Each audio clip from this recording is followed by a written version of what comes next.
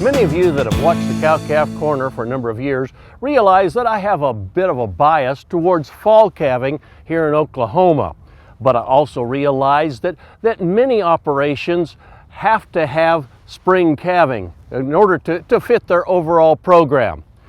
Spring calving in Oklahoma means then that we're going to have a breeding season that goes from late spring into the summertime.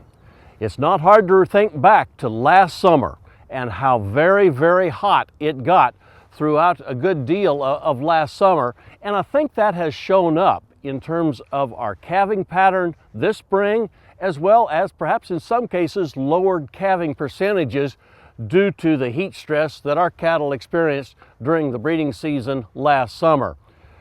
As we look at data from around the United States, there is a pretty consistent pattern that when late summer breeding is compared with early summer breeding, the late summer breeding will generally be lower in breeding percentages when you look at in areas of Corn Belt, Missouri, Arkansas, Southeast United States, and certainly here in the Southwest, Oklahoma and Texas.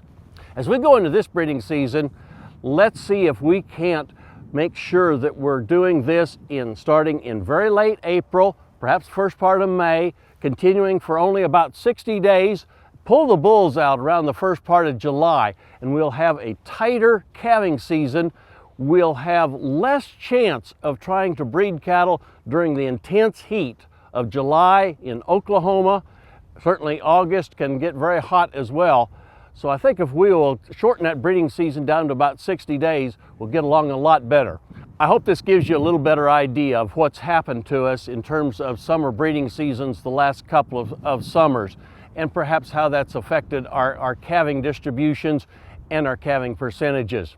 Let's shorten our breeding seasons this year to May and June, and I think we'll get along a little bit better in the future in terms of spring and summer breeding seasons. Hey, we look forward to visiting with you again next week on Sunup's Cow-Calf Corner.